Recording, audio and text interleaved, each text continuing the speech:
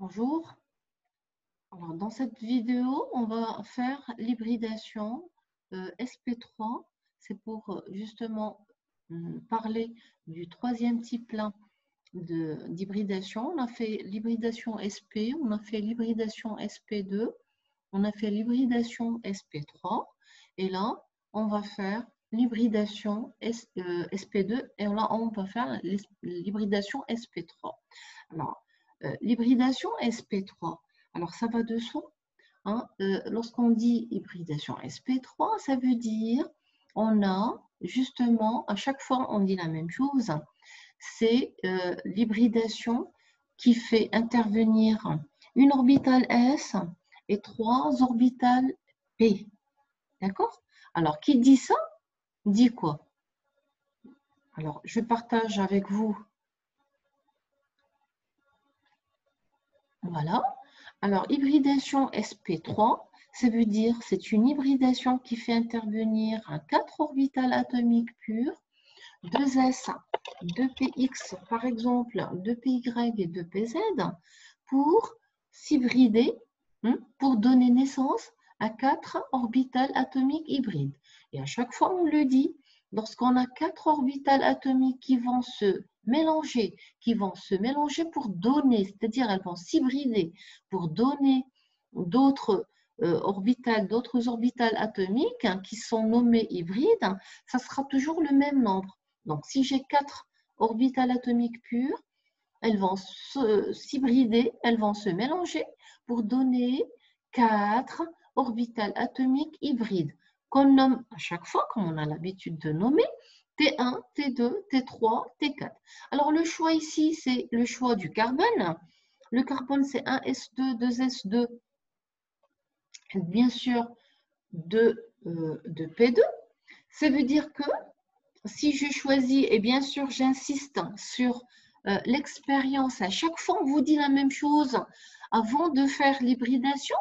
Hein, on essaie de voir est-ce qu'on peut, juste avec la théorie des orbitales moléculaires, pouvoir faire des recouvrements et arriver à la molécule ou à la géométrie trouvée expérimentalement. D'accord? C'est là, si on ne trouve pas, ça veut dire qu'on est obligé de passer à la théorie de l'hybridation, passer à l'hybridation de l'atome central, pouvoir obtenir les TI correctement formés. Bien sûr, la géométrie, on la connaît et puis on fait en sorte que cette géométrie soit respectée par les TI. On l'a fait pour SP pour la linéarité, on l'a fait pour SP2 pour une molécule triangulaire pleine et on a orienté les TI suivant un triangle équilatéral vers les sommets, d'accord, pour avoir une géométrie triangulaire pleine.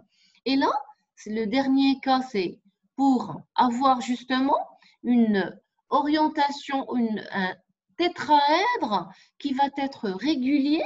Et qui dit tétraèdre, bien sûr régulier, on a déjà fait ça avec la géométrie avec Gillespie. Hein, le tétraèdre, il y a des angles qui sont égaux à 109 degrés 28. Ça veut dire quoi?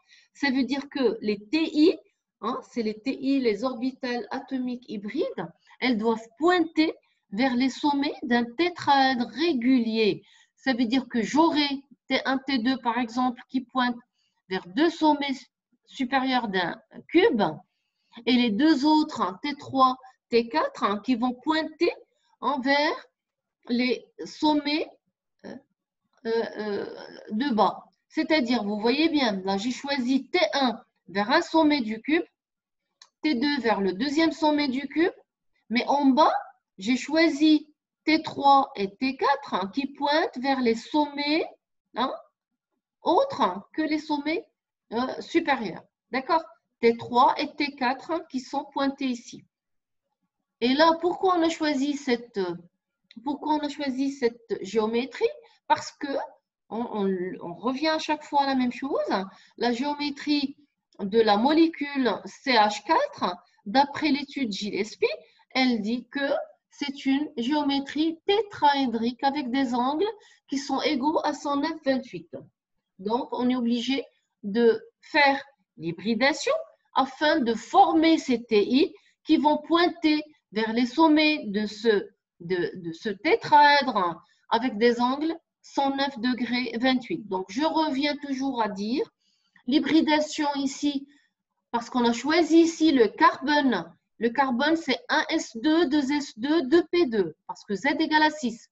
La couche de valence, c'est 2s2, 2p2. On passe à l'état excité et on a 2s1, 2px1, 2py1 et 2pz1. Ça veut dire 4 orbitales atomiques pures qui vont s'hybrider et ça va donner T1, T2, T3 et T4. Juste après, qu'est-ce qu'on fait à chaque fois? LCAO, qu'est-ce qu'elle nous donne? Phi T1 égale à, bien sûr, A1 phi de 2S plus B1 phi de 2PX plus C1 phi de 2PY plus D1 phi de 2PZ. D'accord? La même chose pour phi T2, la même chose pour phi T3, la même chose pour phi T4. Alors, bien sûr, les coefficients ici, ils sont déjà donnés. Alors, moi, je vais faire comme pour les SP2. Je vais calculer avec vous. Je vais vous guider pour le calcul de ces coefficients. Et donc, je vais faire un nouveau partage pour le calcul des coefficients. Donc, les AI, les BI, les CI et les DI. D'accord? Alors, la première chose ici, c'est le calcul, justement. Alors, vous regardez bien ce que j'ai. Alors, j'ai marqué, bien sûr, pour l'hybridation LCAO, on a SP3, pardon. LCAO, elle nous donne l'écriture de ces fonctions d'onde. Et je sais, à chaque fois, je vous dis que les AI, on les choisit. AI, c'est la contribution, c'est les contributions respectives de quoi? De 2S dans la formation de T1, T2, T3 et T4. B1, B2, B3, B4, c'est les contributions respectives de 2px dans la formation de T1, T2, T3 et T4. C1, C2, C3, C4. Contributions respectives de 2py dans la formation de T1, T2, T3 et T4. D1, D2, D3, D4. Contribution de 2pz dans la formation de quoi? De T1, T2, T3, T4. Même principe. On va faire la même chose. On va respecter les principes de normalité et d'orthogonalité. Ça veut dire que les phi TI sont normés et phi 2S, phi de 2PX, phi de 2PY et phi de 2PZ, elles sont normées. On commence par la première. Lorsque je dis A1, phi de 2S, elle est normée, ça nous donne automatiquement les A1 au carré plus A2 au carré plus A3 au carré plus A4 au carré égale à 1. On sait toujours que 2S, elle est sphérique, donc symétrique, et les AI, du coup, ils sont identiques. Donc, ça veut dire que 4A carré égale à 1, et A identique est positif. Et A égale donc à n demi. Donc, les AI sont déterminés sans problème comme pour les autres types d'hybridation. On passe à la même chose pour 2px. La même chose. Ça veut dire quoi? 2px, phi de 2px, elle est normée. Ça veut dire que B1 au carré plus B2 au carré plus B3 au carré plus B4 au carré égale à 1. Les coefficients BI, ils sont tous égaux, pareil. Mais le problème, c'est l'orientation. Ça veut dire qu'ils sont égaux, mais à un signe près selon l'orientation. La même chose, ça sera pour les CI et les DI. Ça veut dire que j'aurai les BI qui vont être égales à plus ou moins 1,5, les CI qui vont être plus ou moins 1,5 et les DI qui vont être égales à plus ou moins 1,5. Et bien sûr, quand je dis selon l'orientation, parce qu'on a dit que T1, T2, ils sont orientés vers les sommets du tétraèdre, le sommet supérieur, les sommets supérieurs, et T3, T4 sont orientés vers les sommets inférieur, ça veut dire vers le bas. Alors, je partage avec vous la deuxième feuille, la deuxième page. Voilà. Pour le calcul, justement, et bien sûr, à chaque fois, là, je vais dire, on se base sur l'orientation. Alors, pourquoi j'ai dit que B1 est positif? B1, c'est quoi? B1, c'est la contribution de quoi? Donc, je reviens toujours au choix que je fais. B1, c'est la contribution de 2px dans la formation de T1.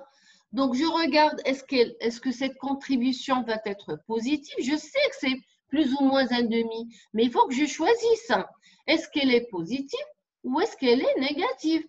Donc, puisque je vois bien que la contribution de 2px dans la formation de T1, elle est positive parce qu'elle est orientée vers le haut. Vous regardez bien sûr. Alors, je vais revenir à là, voilà, au PowerPoint. Voilà. Regardez bien. Regardez T1. Elle est là, T1. Elle est vers le haut. Regardez le choix des axes. Attention.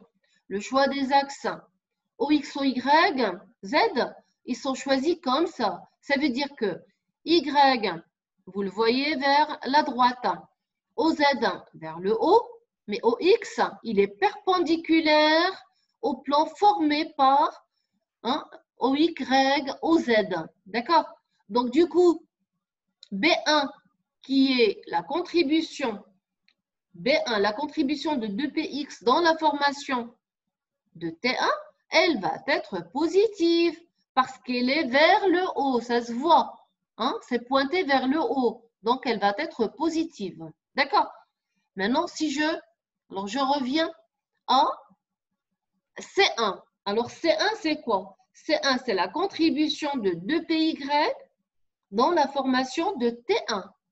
C1, c'est la contribution de 2py dans la formation de T1.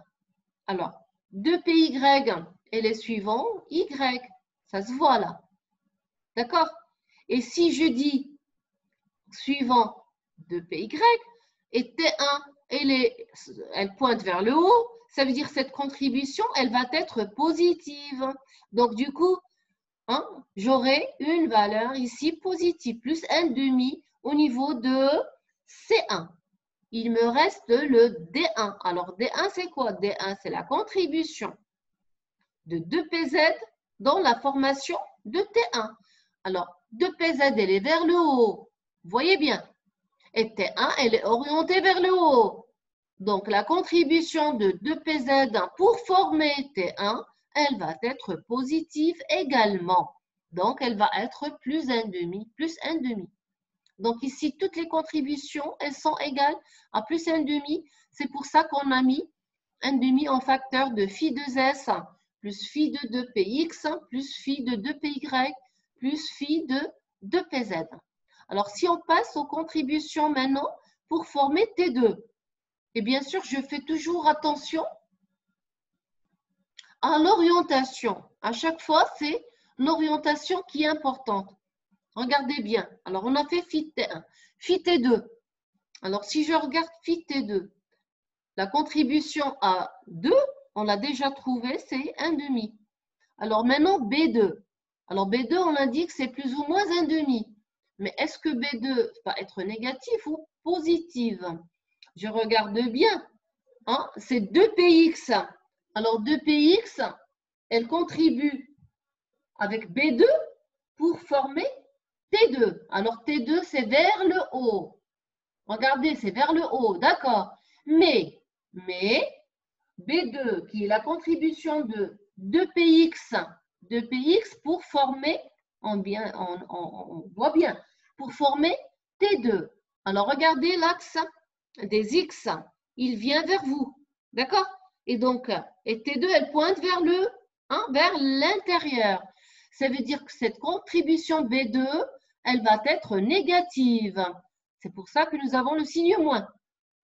Alors maintenant, pour le C2. C2, c'est la contribution de 2PY dans la formation de T2. Contribution de quoi? De 2PY, et 2PY, elle est sur l'axe des Y. La contribution de 2PY pour la formation de T2, elle est négative. Ça se voit, parce que elle va à T2, elle est dans l'intérieur, elle est vers l'intérieur, et 2PY, elle est la partie négative. Il reste quoi? Il reste la partie C, la dernière, c'est D. Alors, ça veut dire D2, puisqu'on a toujours l'indice 2. D2, c'est quoi? C'est la contribution de 2PZ dans la formation de T2. Alors, je vois bien que Z, Z, il est vers le haut. Et T2, elle pointe vers l'intérieur.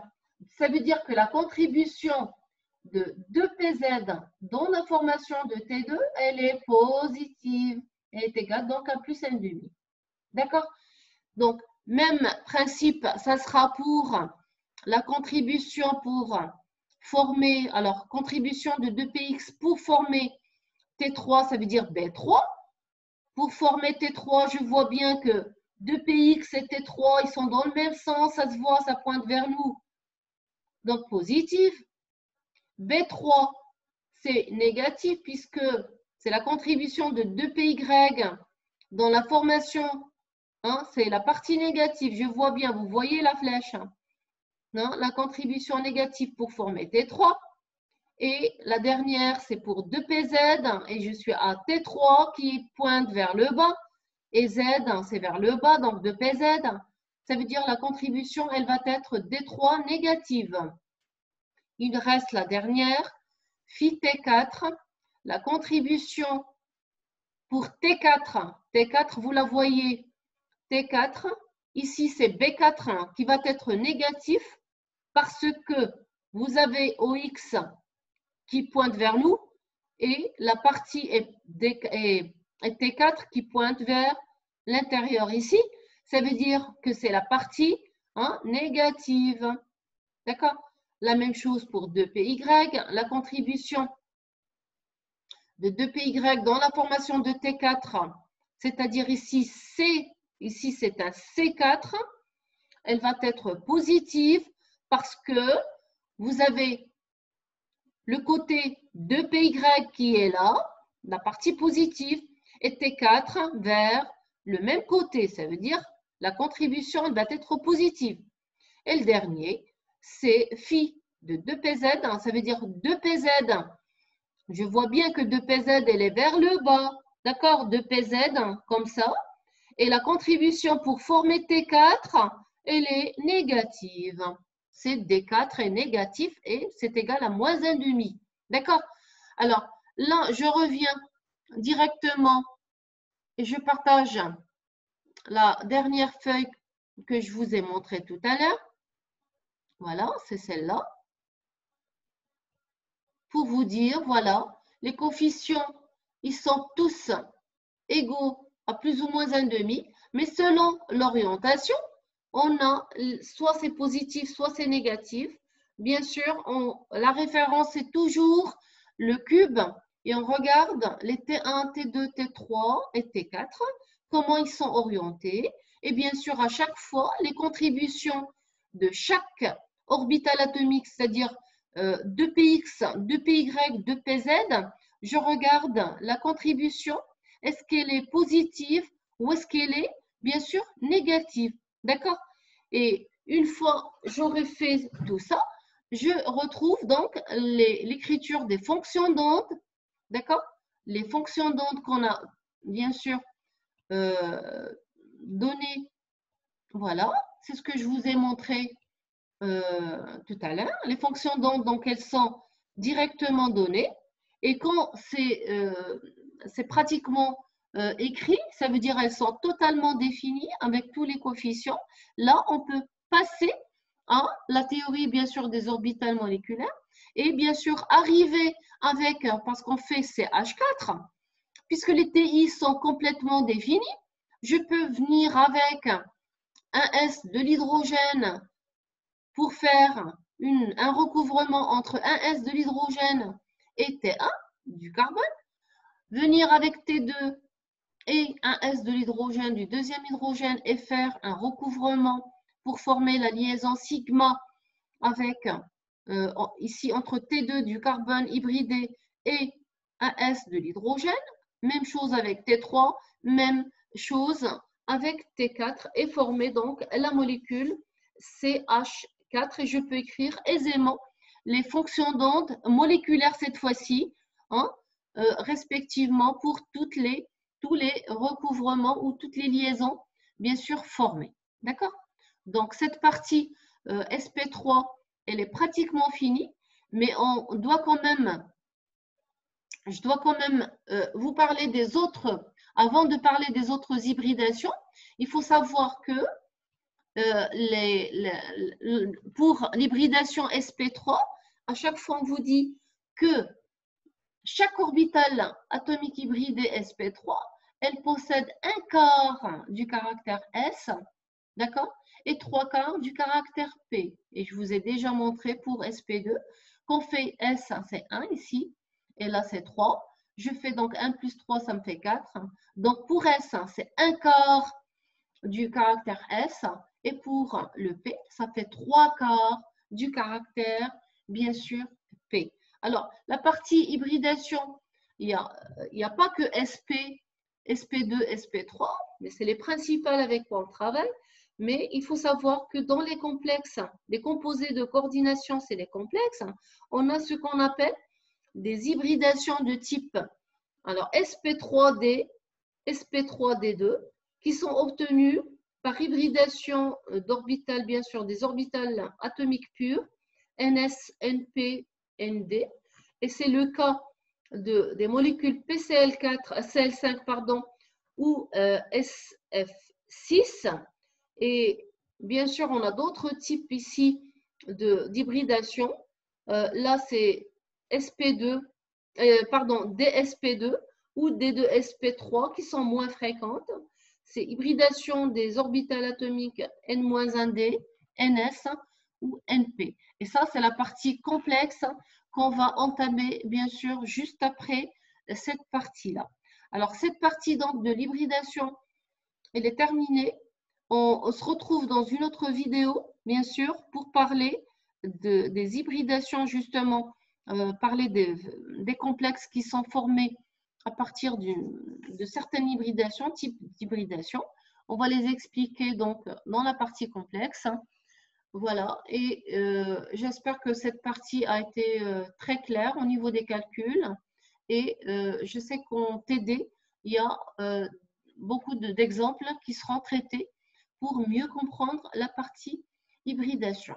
Voilà, merci.